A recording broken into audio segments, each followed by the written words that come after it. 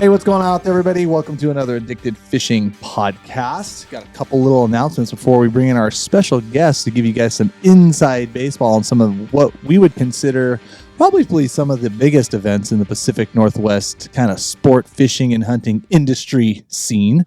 I'd agree. But real fast, November 23rd, we are going to have a warehouse bash on Saturday morning from 8 to 12 noon.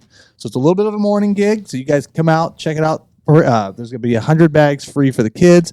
We're going to have some special guests there selling some stuff that maybe I personally helped drag off the river bottom. And then, of course, a lot of the Addicted crew is going to be there. Santa, I believe, is going to be there. Who's doing that, Clint? I think some poor son of a gun's going to have to do that. But we're going to have some cool prizes, games, activities. You know, you guys know how we do bashes. But November 23rd, you can look up our address online because I don't have it memorized right here, but it's out in Ridgefield, Washington. We'd love to see you guys there. Bill, Trey from the O'Laughlin Sports Shows. Welcome, guys. How are we doing tonight? We're doing good. We are doing good. So you guys, it's November. I get it, but we are actively, everyone is getting planned, organized, ready for the Sportsman Shows. Oh, yeah. So we decided we'd bring these guys in because they've got some cool announcements and some stuff that we're going to be talking about it is next year, but for the next Sportsman Show, and also a little bit of behind the scenes. So what is happening this year at the Washington, the Pacific Northwest, and the Central Oregon shows? What's going on? We've got some great things this year. The Washington Sportsman Show, was kind of hit hard with COVID. And this year we've really over-featured the show.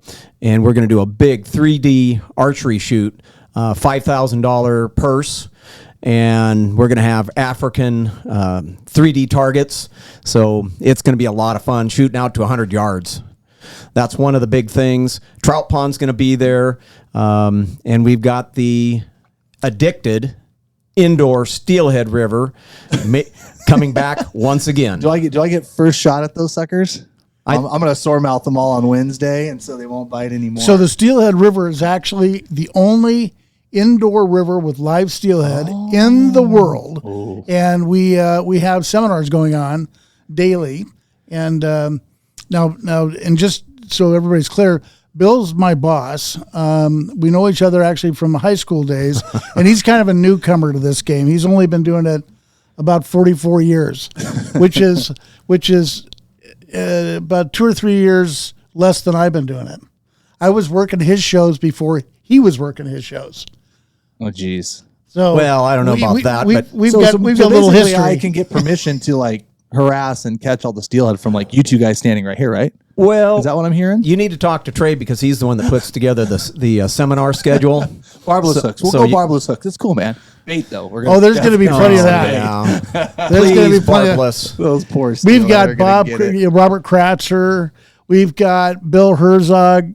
Fishing the Steelhead River. You guys are, I'm sure, going to be a part of all that. So Jared.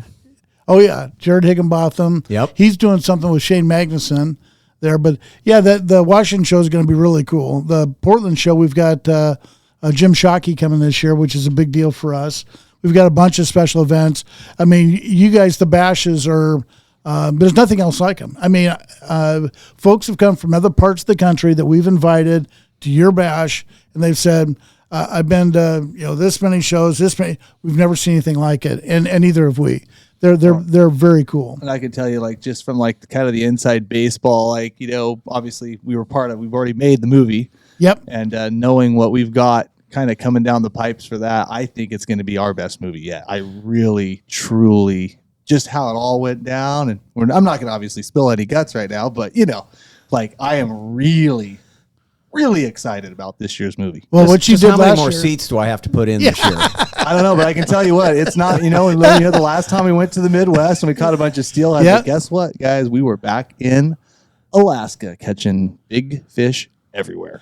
And where you went is one of the most beautiful places on the face of the planet. I agree. I took my wife up there the week before the movie, and we spent our 20th wedding anniversary up there for a week, and she loved it too. She wants to go back this year. So yep. You're a beautiful place. Amazing place and amazing fish. And I can tell you, just the movie. I'm not even going to try. I'm not going to go down the road. I don't want to do it because I'll start spilling it, but it is going to be worth a watch. It's going to be fun. What I will say about Southeast Alaska is how accessible it is. It's, Juneau's a 2-hour flight out of Seattle. It's a lot closer than most people think.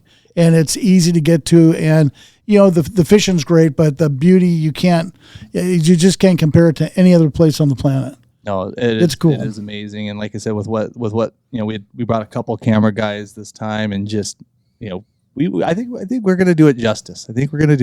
So yeah, I mean, there's my phone. Going from the Midwest, which is great. We all wanted to see that, but I think, you're probably going to need to add about 300-400 seats to that, that bad boy there. Cause we're going to do something. You guys haven't been to one of our bashes too. It's a great night. We do a lot of giveaways. A lot of our product partners are there. Of course, we have our Addicted booths there in the show as well. So it seems to be a pretty kind of centralized, just big party scene. And of course, we get to embarrass Clint on stage there and let him MC it and go nuts. And I mean, it's a freaking fantastic time. But now is Jim Shockey doing like an event there too? Yes, on like a storytelling Q&A kind of thing too. Yep. Saturday night. He's going to have that Saturday night. During the day, we have a ladies event, a women's only event that we're growing. It started last year, and it went pretty well. This year, we're expecting to sell it out. Sick. 300 400 ladies. Yep, for luncheon. And we do a pretty good job of talking about the features and everything that's there. But the thing that we don't do a really good job of, because there's so much of it, is this is the biggest retail event of its kind in the United States, in North America, actually. I mean, in the Portland show alone, you'll have 15 premium rod manufacturers there, and they're all selling rods direct. And so people are walking out of the show with, stacks of rods and reels and line. You see them walking tackle by, the little flags hanging on them and all the brands. Oh, no question. Yeah. What it's most the place people to buy. don't understand is it's the Portland show. Now you think about that, the Northwest. Yeah. It's the one of 3 of the largest sportsman shows in the United States, period. And we have the Great American Show back in Harrisburg. You have Hunt Expo down in Utah. Then you have the Portland show. All 3 of them are great. But the Portland show is, like Trey said, the best retail show in the nation, bar none. And the sheer volume of dollars that are spent at the show, it's amazing. Well, guys, you have retailers that show up there to wheel and deal. You know what I mean? They want to get in front of the most people. I mean, you guys get hundreds of thousands of people going through these shows. Right. Yep. I mean, hundreds of thousands. That's a number. I mean, so like the retailers show up with bells on. They got all the new products. A lot of these guys are releasing new products, releasing new models of rod stuff there too. Even though I've gone to these sportsman shows and had booths there for, 15 years now, it's still exciting to go to every single year. There's always I've heard people say, oh, it's always kind of the same show. And it's like, man, it really is never the same show. You never know. I mean, it's never the same show. Every year we have turnover. And there's probably 35 to 40% of the exhibitors are new to the show every year. And it takes us all year long to put it all together. Yeah. Literally to hunt it down. It for you. Yeah, exactly. Hunt you down, get you all in there, get you organized, right? But I don't think the people in our area know just how lucky they are to have that kind of a show in their backyard. It's a lot of fun to be able to produce that. You got a lot of good names there. You got a lot of awesome, killer national brands. I mean, everything. It is pretty cool. But the favorite part, of course, for all our antics is the trout pond. What's going on with the trout pond this year? You put extra big ones in there or what? What's going on? Well, you know that the Portland show is celebrating its 50th anniversary. Oh, geez. Yeah, it's a big year. You're going big. We're going big. We're going big. We've always made it a point with the trout pond to put fish in there that are larger than normal, so that we give those kids their first opportunity. It's exciting. Well, last year we were breaking leaders on some of those fish in there. We may or may not have. Whoa! Yeah, I was going to say you were in there. Maybe after hours when the lights go down. Yeah, the trout pond has been a part of the Portland Sportsman Show since its inception, and even prior to the Sportsman Show becoming that, because my grandfather built that in 1944. That frame and everything about the trout pond was his idea and built in 1944. Oh my. Yeah. And so obviously the liners have changed, but it works. And we've got it now to where it can be a 20 by 50, a 15 by 50, a 10 by 50, just depending on which building that we're in. Here's a trivia question for you. I mean, have you like figured how many people or how many kids have caught like a trout out of those ponds and like, I mean, per year, or is it like, I mean, how many fish do you stock in, like, let's just take the Pacific Northwest Portland show. How many fish do you stock in that, like a show?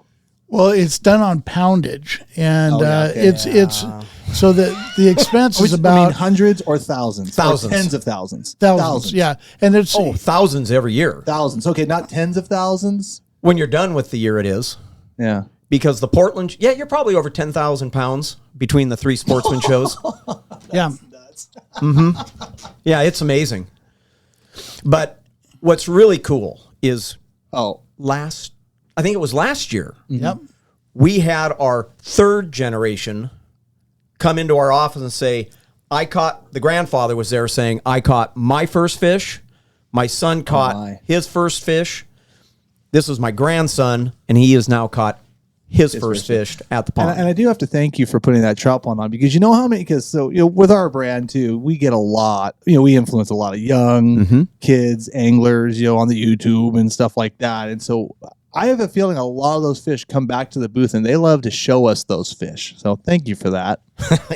You're welcome. And make sure you take a lot of photos with them. We have a lot of hand sanitizer. I mean, they're great trout. They're nice big trout. Oh, yeah. They always come up and they're like, look at this trout. Like, oh man, that's a big one. It's awesome. Well, and they're excited about it. Someone's caught a big one because you hear it down the hallway when someone's hooked into one of those big ones. It's great. And I love watching, especially the young ladies catch a big one like that, because they are like, dad wants to help out or mom wants to help out, and they're like, get away from me, I've got this.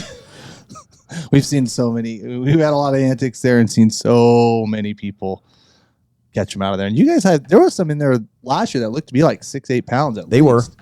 They were. Yeah. I don't know. I saw a bunch get broken off too, like big ones. So I don't know. We know there's some secrets to also like catching those trout out of there. We've kind of developed a couple. We've got the new ProCure scent, the Pacific Northwest Trout Pond scent coming out this year. It's going to be fantastic. So if you want to really rip them in the trout pond, should be awesome. What have they ever escaped? Have you ever had like the liner break in 20,000 trout? You're shaking your head right now. People can't see, so I think I brought up a sore subject. There's not enough time to go over all the trout pond stories. Issues. But to answer your question, yes, we've had loose trout on the floor. We've had probably the worst one was at the Tacoma Dome Boat Show. The trout pond was right at the corner of the roll door, and this guy came in with a boat, and the trailer clipped the corner of the trout pond. So probably during setup. Just get everything ready. It was the opening day. Oh gosh. And we had fish, water, carpet. Yeah, there was over 25,000 gallons of water and Trouty fish water going through the X hall of the Tacoma Dome. Yeah. They were migrating. The fish were swimming around migrating. We had to pick up the fish, rebuild the pond, call the hatchery and say we need another load. And no saving them. Oh, there was no saving Nowhere them. to go. So they went to the food bank. Oh, that's good. Always all the fish. Yeah, I do see you guys at the end of the show, like taking the extras and barreling them up and taking. Yeah, that's cool. That's great. We always give them to a food bank. Down in Central Oregon, they go to the High Desert Museum for the otters and birds of prey. So nothing ever goes to waste. Well, that's great. Yeah, and beyond just these, there's always something every year. Without fail, there's always some, and you've got to be nimble. So a couple of years ago, we're doing this kayak lake in Portland, and they go to set up the kayak lake, and they realized that the liner that we had inherited was leaky, and we were leaking water all over the building, and it took us 3 days to figure it out. It's literally the night before the opening day of the show.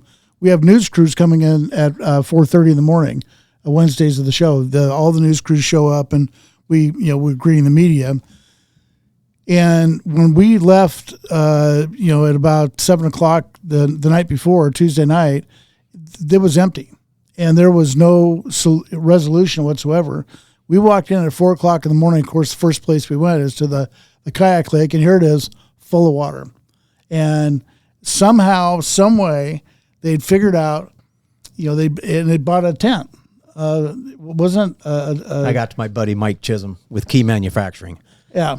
And they figured it out and worked. And we had passed the crew. They were like 15, 20 minutes before we got there. They had left and figuring this out. So they'd worked all through the night to make sure you had a floating kayak pond so you could do your demonstrations and stuff like that. Another time at one of the shows, we had an exotic fish display, huge aquarium. Really? Big aquarium, and the news crews were coming in. So what when you say exotic fish, what was in there? They were saltwater, big exotic saltwater fish display with big fish, all different sizes. And so we come, walking in the morning about half hour before the media shows up that are going to do stories around this, and it's been absolute carnage. About half of them are bit in half and still alive, swimming around. And one of the fish, they were not compatible. Let's just put it that way. And one fish figured out he was bigger than the other ones. Well, what we learned is that you don't turn the lights off. When everything goes dark, they flip on the feeding. Oh yeah, yeah. And so then we had to mop that mess up real quick. Walleye. They look like big slugs in these tanks when we have the walleye there, but we're one of the few shows in the country that have had live walleye on display for demonstration for these seminars. Well, again, when the lights go off at night, we've had trout in there, it's party time. And we more trout. We come back in the morning and the trout are all gone. And they're just fat and happy on the bottom. So even those ones, because I remember a few years ago, one of the guides catch them and then put them in there. Mm-hmm. And then, so those ones still, once the lights go off, even in the captivity, they're like, yep. Oh, wow. Oh, here we go. Oh, yeah. Well, they're apex predators for a reason. But they don't eat salmon smolt. We're not going to talk about that. We're not going to talk about that. Well, a couple things coming up. Just, obviously, we're obviously going to be super excited to be there again. We got the bash and stuff. Did you guys, I know this year we've worked out a couple kind of pre-purchase discount tickets and stuff like that. Yep. So what's going on with that? If you can, or can we release it? Yeah, we can. Or is that for the next podcast? Nope. So nope. Folks that are ordering from Addicted, ordering products, and this is going to come out, I think, around Thanksgiving is kind of the target date. Addicted has the deepest admission discount coupon going. It'll be $3 off, and that's for all the shows, all three shows: the Washington Sportsman Show, the Portland Pacific Northwest Sportsman Show, and the Central Oregon Sportsman Show. So we're excited to work with you guys. Is that a code online, or is that like a card that they'll get with their shipment? Or it's going to be a coupon that they bring in when they get their admission. Awesome.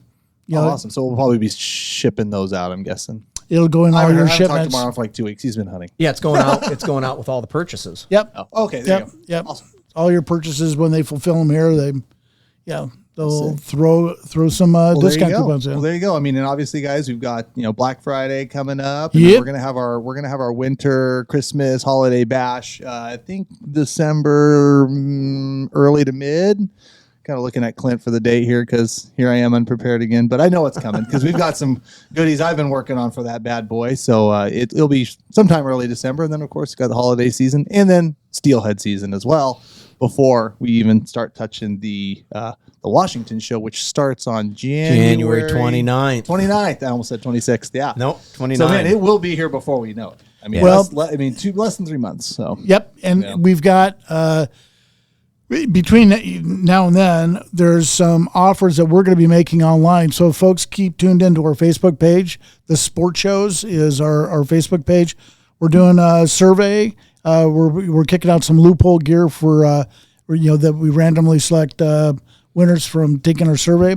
We're also going to have an offer. We're working with Benchmade right now, creating an heirloom knife for the shows. So this will have our 50th anniversary. Heirloom quality. These are spendy knives, and we're not exactly sure how that promotion is going to go, but it's going to be some kind of online promotion going into the show, and we'll kick it out through Facebook and Instagram. Well, we'll have a lot to talk about here when we get you guys in a couple more times before the show. I mean, I appreciate you guys coming in and giving some insight. Thanks, Ken. Oh, you're welcome. Good to see you. You know, we're gonna. I think, like I said, always looking forward to it, and man, it should be a good one this year, especially for the 50th anniversary. Yeah, we're excited. We really are. So very cool. Well, thank you, Bill. Thank you, Trey, for coming in, and we will catch you guys on the next one. Don't forget about the bash on November 23rd at our shop. You guys know the time, 8 a.m. till noon. We'll see you there. Thank you.